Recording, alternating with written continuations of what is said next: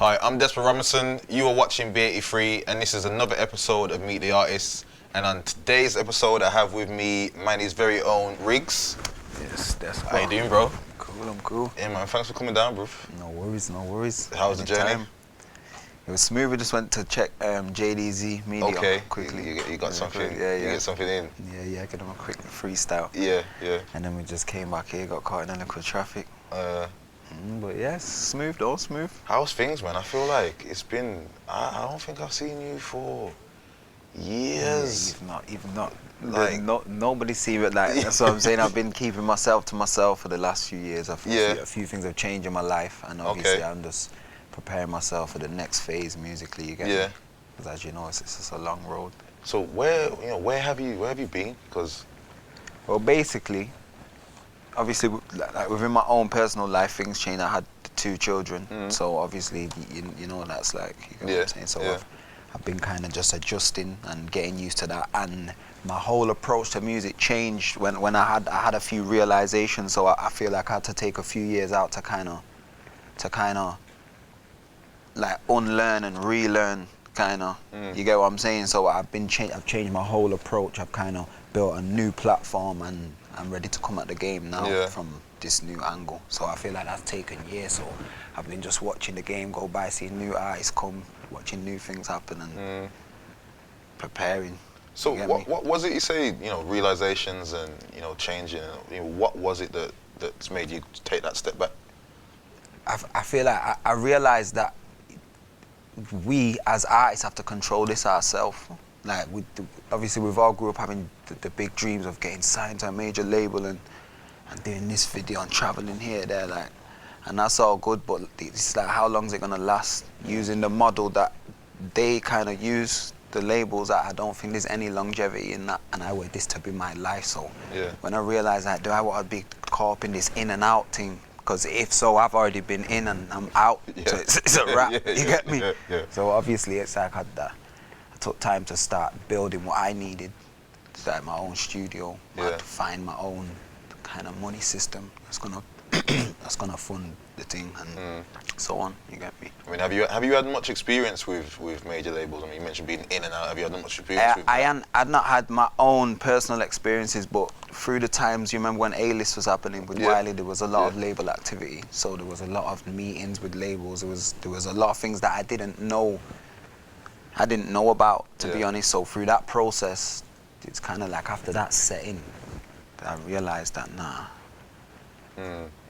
this ain't set for me. What was it about it? Was it that you feel like disposable, or like what? I feel like the way the biggest thing ever was about to happen, and then within the click of a finger, it weren't over, but it was like it's a total different situation. Nobody's interested. Like a few things change and nobody's interested. And that's it. Yeah, that's what it felt like to me, but maybe other people seen it different. And I just felt like it's quite fickle, and me being new to it, like, it got me excited, and then for it to just like fizzle the way it did, it just made me think that I need to rebuild this differently, where I'm in control of my thing, and that's it. How long ago was all of that? I think this was 2011, 2010, 2010, around them times. That was around the times of what Wiley tune was big at that time, was it? We did the She Likes remix. Yeah. The England 10 thing, and Midnight Lover. That was like the main A-list tune. And then obviously shortly after that, Wiley had the whole Heat Wave thing. Okay, yeah. And then he offered me a deal shortly after that, and that's when I said I not took it. Why? I think I saw that pop up on Twitter. Like you had I remember seeing a thing. So I was around the Midnight Lover video shoot. I think that was the last time I saw you, because I was there. Right. I was filming. I was doing some stuff for Wiley at the time, and big production. Everybody's there. J2K's there. Skid Speeds was there. Lots of people were there. It really seemed like the A-list thing was about to, pop. There was lots of music that's being made. There's a lot of good stuff I heard, and then all of a sudden it kind of didn't turn into anything. And then I saw the thing with you and Wiley on Twitter. Like, what was it that made you not take the deal? It was the lack of stability I'd seen in the situation previously, and the lack of control I had. It made me feel like it's not the right thing to do, as much as as crazy as that sounds. Even I look back now and some days I feel like I regret it, innit? Because what happened after that made me learn, because my mum was like, are you for real? Like, do you understand the level you're at compared to this? Yeah. And obviously I'm trying to say I need to be my own person. Like, I need to be my own. I can't be just on the bandwagon and like, when you're ready, like I'm ready. Like, I need to build my own thing. And I knew from this situation I'm gonna have to start from scratch. And just recovering from that whole situation was a mad thing for me, you get me? And that's been part of the process, like where I've been. Do you think you could have, I know you say maybe sometimes you think you regret it or whatever, do you think you could have built your own thing at the same time as, being in that situation with Wiley, or do you not think those things could have coexisted? Not now. If you would have asked me this a few years ago, I would have said, of course, I would just do it. But with the understanding I have now, I don't think that's possible. Yeah. Maybe not possible, but I don't think that's probable. You do seem like, you even, the way you look, the way you do seem like a completely different person to the person I met like a while ago. And you saying you come to realizations, is it like awakening and stuff you've read, stuff you've learned? To an extent, but I think with the way I was presented through, them times like She Likes and Midnight Lover, the way the things that was kind of homed in on with me, that weren't just all it was about. So if you looked into it's like the latest set of music I've put out, it's been quite conscious. It's as though I'm forgetting what's going on out there, I'm just doing my own thing, what I feel to do. And a lot of people are like, yeah, that new like conscious music or da-da-da. But if you listen back to my original music, it's the same. It's not exactly the same, but I'm coming from the same angle. It's the same person. So I feel like I've always had this in me, and I've always been this way. But this realization I'm talking about give me the confidence to just be it, and show the whole. Not that what you're seeing wasn't me, but that's just a part of me. Yeah, and it's like that just got homed in on. So people just thought that's my man, unless you knew my whole journey, and then you probably understand this. But same time, I do feel a change, and a lot of people comment on it like, you look different, seem different, like, and there has definitely been a change, but it's still the same me. If you check the story and did the research, you would see it's still. How was fatherhood changed you? You said you got two children, boy, girl. Like, how old? 2 boys, and one of them's 3. Yeah. Gonna be 4 this year, and one of them's 1.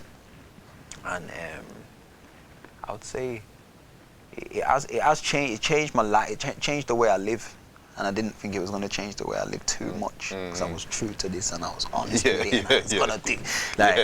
But it slowed me down, and it taught me to slow down in general as a person, and it taught me things take time as you watch somebody grow. Like it don't happen like that. So I think I've kind of slowed down. Same with my approach to music. Now I slowed down, and in this rush, like I just slowed down in general. You get me? Yeah.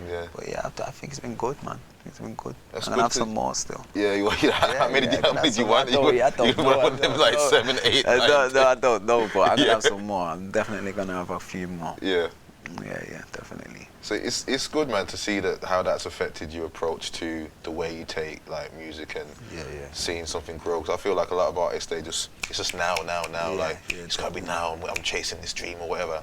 Whereas you started off saying that you want this to be your life. The people out there that have made 30, 40 albums through their musical career, and you feel like you want to have that kind of longevity with your music. And yeah, definitely. And I feel like that's what my story's represented so far. So I've got all 15 mixtapes that I've done, which I can show them. I can show and prove this. You get me? And I've been recording music since 2003 and doing sets in man's bedroom from 2002.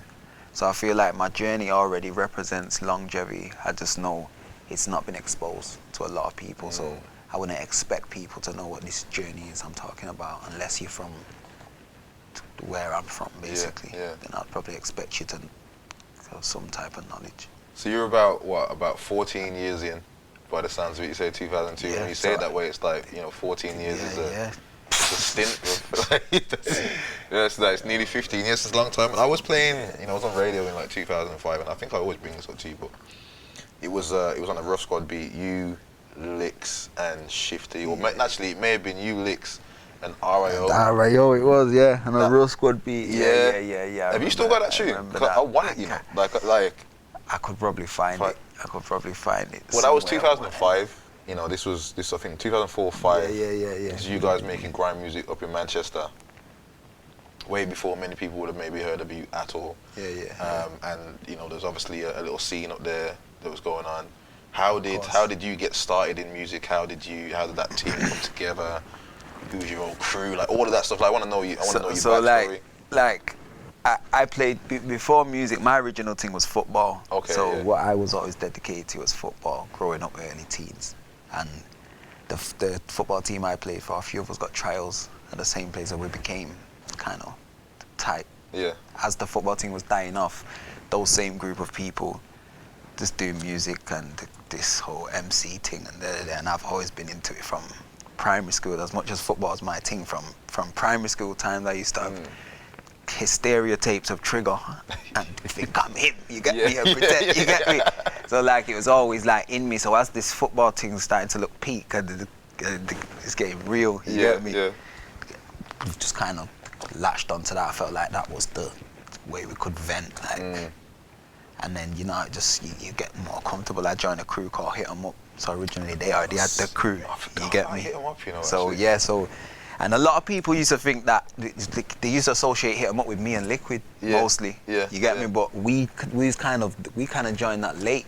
So some of these men had the movement from school and all that. So we've joined that just after school times, and then we've kind of started to just take it more serious, I'd say. It's more at it every day, more passionate with it, and it kind of expanded and got tagged to Wrigz and Liquid, Wrigley and Liquid. Yeah, because you were the most active people in the team. Yeah, so that was like the early stages, 2002, 3, 4, and then come like 5, 6 we started like selling mixtapes and all that, and this is when Shifty got involved. Now Shifty changed everything. What was the street that you guys used to always sell mixtapes on in Market Street? Yeah. I don't know how I know that, but I remember just seeing you guys always on Market Street selling mixtapes, selling mixtapes. That was the hustle. That was the main hustle. How did Shifty change everything?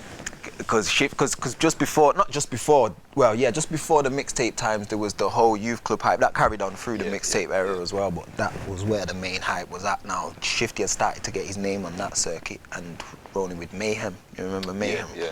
And Mayhem again, it's the same setup. The original Mayhem is not Shifty, Blizzard. Not that they're not Mayhem, but it's the same as the original Hit 'em Up. Ain't Wrigley, Liquid. The story goes back. You get me? But people associate it with them.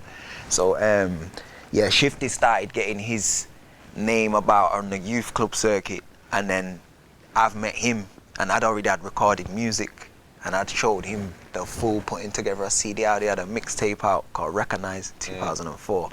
So obviously I was showing him the hustle of putting a mixtape together. So he's put a mixtape together called Get Your Hustle On, and the guy has bro, the way that this is why it's legendary for him and Manny, because he's the only person that he made his thing from the ground, from the turf, like from where we're from. He had the Manchester kids listening to Shifty and us first. You know, before they checked for a Wiley or a DWE or it was like we listened to this first. So it's like he got almost famous locally just from the local circuit. He didn't go on London radio. Bro, I don't know, you know. I feel like it was just momentum at the time. Like he'd got his name around the youth clubs, and then he got into the recording music. He was in the whole Bluetooth in his tracks around. Like he was in the right loop, and he was just skillful. It was just like an Eminem thing. It was just like, no way is this little white kid just basically spitting better than everybody. It was mad, and everybody respected him. The whole hood respected his thing, and he had the outskirts going mad for him. So it was like he brought in the business, and then they latched onto the whole scene like different people, and it's like the thing was ticking. A lot of people was making a decent amount of money, and a big percentage of it was coming from Shifty, basically. And then selling the mixtapes and stuff. Yeah, and then it was like it became a dream. It became like you wanting to do this thing. The kids want to do this thing like how Shifty and those man are doing, and then that kind of changed it. And then when he had a crash. Did him having that crash like slow everything down again? Like was Shifty that kind of it was power. The catalyst. Like if it was a brand, if it was a brand, a Shifty brand, when that brand died, that changed the whole game. It changed the game. a big percentage of everything died because he was a big percentage of Shifty everything. survived a real serious car crash. He came out the window, didn't he? Or supposedly if he had his seatbelt on, he may have died, or what was it? Because he didn't have it on, he came out the window and all sorts of stuff like. So is Shifty making music again? I was in studio with him a few weeks ago. I've got a tune with him on this mixtape coming. Sick. I've already put it out we put it out on Christmas Day. Yeah. And people just went crazy for it. I haven't heard. I don't know. I can't believe I haven't even heard that yet, man. I will just go on SoundCloud and check it out. Yeah. It's a hype still, but he's like. His recovery's just been slow, so he's got brain damage basically. So even now working with him, it's not easy, and he's not just in a musical place and vibe. So it's like he needs inspiring and kind of help with the focus, kind of. Yeah. But when he first came out a few years ago, you could see he was young. It's like he was like a 11, 12-year-old. Now I've not seen him for a few years, and linking back up with him, it's like. He's like a 14, 15-year-old. No disrespect, mentally, because it's like the people at the hospital were saying it's going to take him back a good few years, because he's lucky to have even survived it. He's still not in the shape to just be functional musically, but he got his feel back. Like when we was writing together and all that, he got his feel back, and he hadn't rolled for ages, so he didn't expect that from himself. And when you hear the bars, you're gonna say that's Shifty. You get me? I'm gonna check it out. But yeah, just enough respect to Shifty, and I home in on this because the whole thing in Money at the moment is what's the history of Money and this is the thing. You get me? Money has got a lot of musical history. Like you mentioned Trigger earlier on.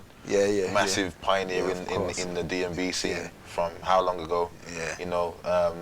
Is that somebody that, like you said, is Trigger inspired you to get into the game? Yeah, like I wouldn't say he's inspired me heavily musically, but Trigger, who he is, what he did, he's the first person who I associate with the MCing, and me wanting to MC and copy his lyrics and all that. And then when I met him and seen like what he's about, he's really like Trigger. Like he just made me like.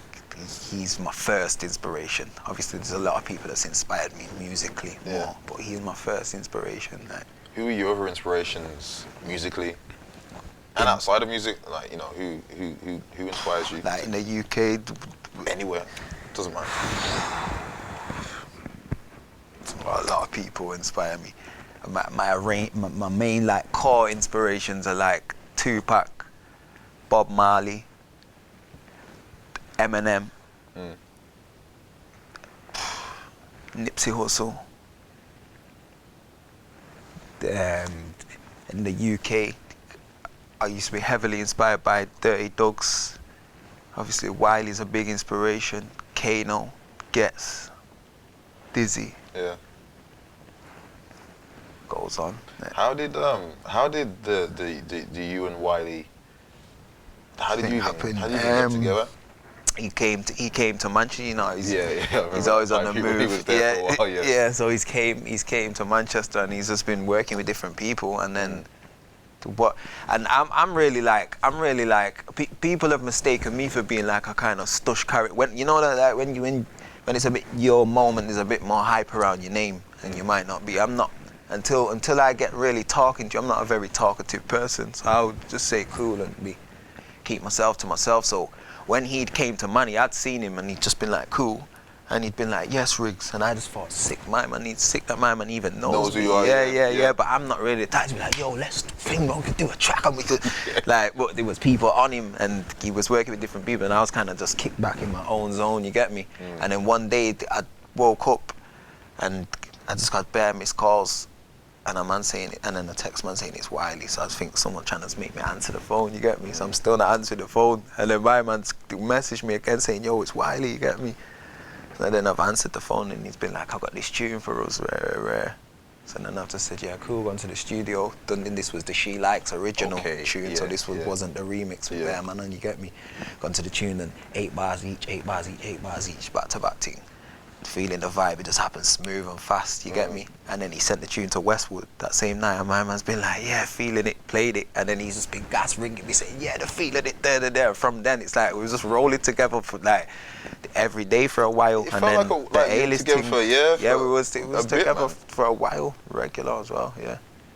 But then obviously the chemistry in the studio and all that was just good. Like we worked fast together, and then we started to put together a mixtape called Joint Venture together. Okay. And we had a label we had a deal on the table with Big Dada. Okay, yeah. And then Wiley was in his madness. He's in and out of the labels on a hype. Like, is that when he leaked all the files? Did any of your stuff together? Yeah. The zip file? Yeah, so that was the end of that series. Yeah. There was bare.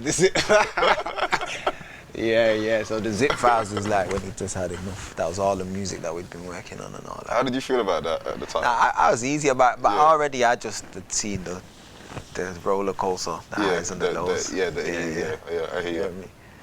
But yeah, man, that's how it started, like that. And we did the joint venture thing. We didn't end up putting that out. So we did the remix, got all the people on the remix, and that popped off. Yeah, that was a big tune, man. And then Kano's manager got in touch with me and wanted to manage me. Okay. So then my man saying, got a hype, Wiley's on a hype, saying them man don't work with no one, they've never wanted to work with no one, this is big, So I had the meeting with Kano's manager, Richard, yeah.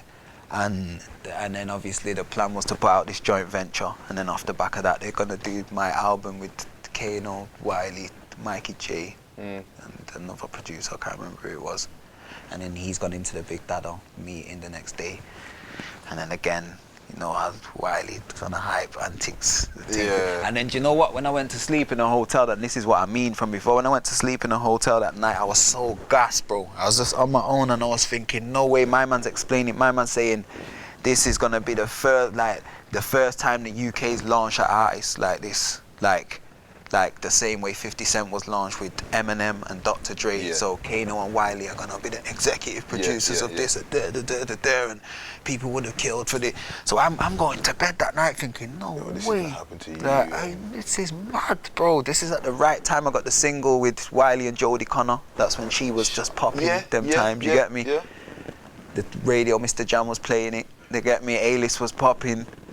So them times I'm thinking, no way, this is like the highest moment I've been to as far as the whole industry thing, you get me?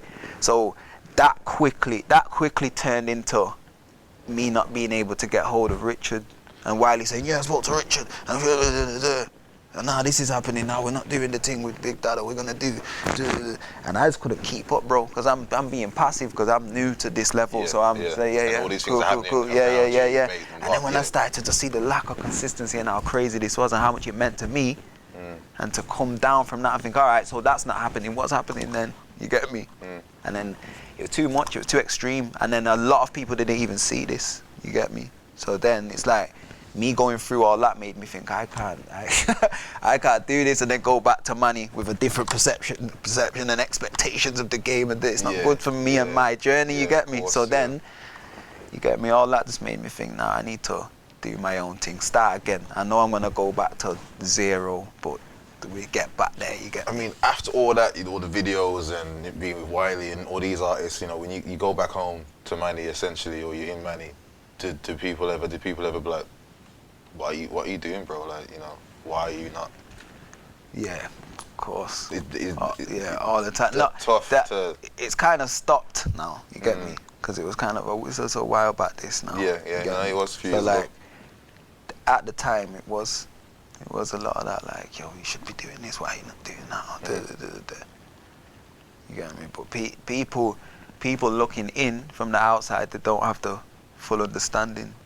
And I didn't get to bring people with me. Again, you know how Wiley functions, he likes to be like on his own and like, so people didn't really travel with me and witness some of my most important part, and that again taught me another lesson, because as great as enough of the moments was, it was like, I'm on my own, truth be told, I'm not with my people right now, you get me? And it's hard work to bring them in on this from all the way down there, you get me? So then it just made me think, I really need to do this, build my own independent label movement situation with my people, you get me? You mentioned earlier on Nipsey Hussle, Bob Marley, Tupac as inspirations of yours. You've got on a Rebellious Minds t-shirt there. Is that your own brand? Yeah, this is, no, it's not my own, but this is who I'm doing the mixtape with, this is who I'm collaborating with to put out the Rebellious Mind mixtape. So this is his clothing, It's a guy from Liverpool, Rebellious Minds. So if you go on rebellioussminds.com, you can check out all his clothing and that.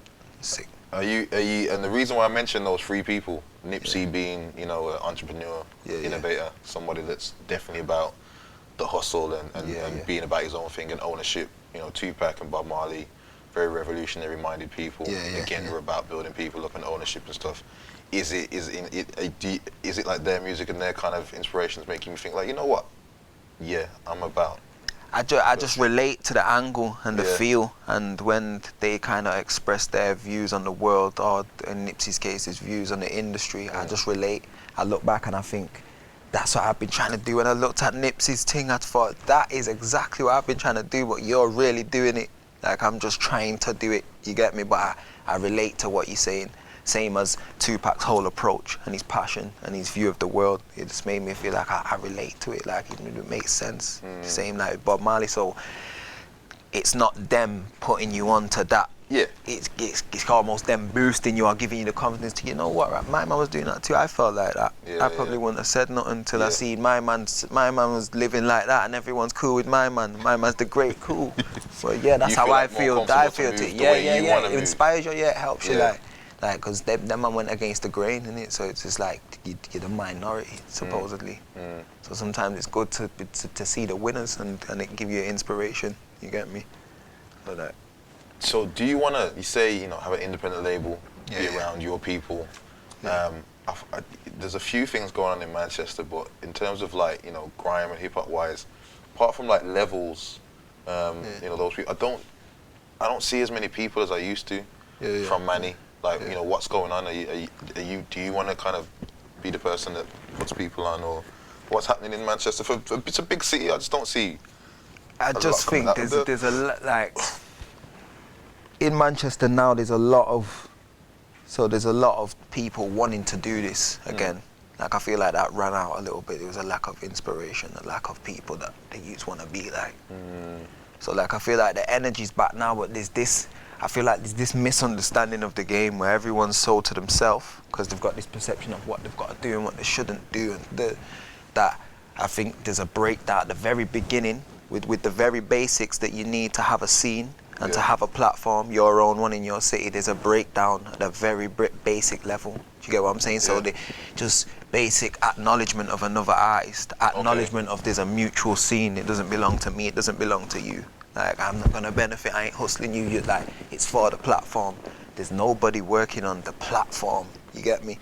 So everyone's trying to find a way. That's why if you notice online now, look online how much Manchester artists are going on P110 and JDZ and all that. Where's the Manchester one? It's been like that for years though, and I've never understood that. Exactly, because it's that, and this is what everybody says. I've never understood why there isn't. Because there's people that have tried, to be fair, One Way TV, there's a few other people, like, but it breaks down at the early stages. So, what do you think that is? I mean, Manchester feels like kind of like Brumming away. I feel like you have broke out of it though now recently. Obviously, I wouldn't know. Again, I'm looking in from the outside, but it looks like he's broke a few barriers as a whole than it was at the time before. Yeah, definitely. But I don't know what it is, bro. I just think there's this mentality. There's this mentality, this lack of understanding, this confusion, like, within the individuals. So there's no togetherness. There's no one thinking logically for something that involves everybody. That's the best way I could explain it. Yeah. So you think it's just gonna take, you know, more collaboration? Just more. Yeah. Like, you know, to where it's not even deep. It's just the basics. You know, where let's say, just using online as an example. You know, like tweeting a man's tune, another credible artist that's doing his thing that's gonna add to the mutual platform situation. Bro, that's a basic. That's ABC. When that's not happening more than it is happening, there's something wrong, man. That like indicates there's a disease. Like, this isn't a normal situation anymore. You get me? Because it's not where it's got tricky, where it's like, my man's not putting him onto this guy, and it's not even got tricky. It's just the basics. Like, we're not even acknowledging each other. It's just mad. Do you guys still have the infrastructure? Because I remember coming up there years ago with Higher Stakes and all that kind of stuff back in the day. And there was like Unity FM. Unity Radio. There's lots of little things. Like, is there still radio stations? Yeah, there's Unity Radio. There's Legacy FM, which was just Peace FM previously. These are like local stations. They seem to be like doing all right, but I don't feel like I could be wrong because I'm not watching and studying what these channels do, but I don't feel like there's anything that's supporting the local platform that we need or helping us build it or understanding where the city, as far as urban music concerned and grime and hip hop and the urban platform. I always feel like they could be doing more. They could be doing more to help that specifically, not help the communities, not all the other areas of music they're dealing with. There's probably a million great things they have going on. You get me? But I just feel like for our little corner, it's a bit like like let the man just work it out themselves. I mean, you've been seeing, like, you know, talk about 14 years in, you know, we were back when we were, like, you know, young, doing things like radio sets and, you know, handing out mixtapes and all those kind of things there. Then you've gone on to, you know, do Wiley with videos and A-list, and, you know, now the game's moved on a bit more. Like, how do you feel about the way, like, the UK industry is at the moment and how it's progressed? Like, where do you see it going? How do you feel about it? I feel like it's going in a good direction. Overall, it's going in a good direction. Like, I feel like it's blatantly expanding. Like, you can see the numbers online expanding. You can see crazy things happening, like Stormzy being in the charts with the freestyle for 2 weeks at Christmas. Bugsy Malone charting the Disease EP from the top 10. JME independently charting. Skepta is all over the world. Like, for the UK, like that, if that represents the UK, then great things are happening. The negative side of that is, like, they're all London. Sorry, Lady Leisha. I should never forget Lady Leisha because she's killing it. Equally people, you know what the strange thing is? A lot of people do. Because it's this thing that still lives, bro. This bias that still lives. Like, this London bias that still lives, and I feel like the myth is now it's gone. Like, we've got some artists over there, man. They've got one. Like, we need to get this, like you see in America, like the West Coast have their own platform and identity and culture. The South have their own platform identity. Like, it's not like that yet. And I don't even know if it is going in that. Is it going in that direction? I think it will do. I think it has to. The same thing you just mentioned about the whole London bias. There are people that I come in contact with, like in Birmingham or other places, like, oh, London, they don't want to let us in, they don't want to let us in, they don't want to do this. You know, I'm like, well, they've got their own thing. You build your own thing. And same with Birmingham, we've got, obviously said people want to know JDZ. So you got platforms in Brum to be able to build up artists and have them kind of get out there. Manchester, I feel like using the inspiration. I always say it. I'm always saying it when I speak to people in Manchester. Like, I feel like Birmingham is have a similar mentality to Manchester. I feel like it's come from a similar situation culturally, the street situation. I feel like it's all similar, kind of stuff, but I feel like using the inspiration because it seems like steps are being taken. You can see, like, I like how Saf One seems to be doing his independent thing, and obviously the whole invasion thing, what's gone on over the last few years, and so obviously Leisha, and like it's really coming together, like, for you, man, you get me? But I think the UK, I feel like it will reach its peak when the whole UK is acknowledged. But I rate, man, I hear man sometimes say it's a London thing. I'm sure I've heard Skepta say that somewhere before, G. Like, it's a London thing, like, whatever, you get me? But I feel like that's still where it is. As far as this thing expanding out, it seems like it still looks more like a London thing. Like if you was from America, I'd be thinking, like, where's their West Coast, bro? Or where's their... It will come, though. I think it will come. I agree, it will come. It will come eventually. It's got to do their piece. It will come eventually, and it is that, like I'm saying, Birmingham being the inspiration, like, I feel like user.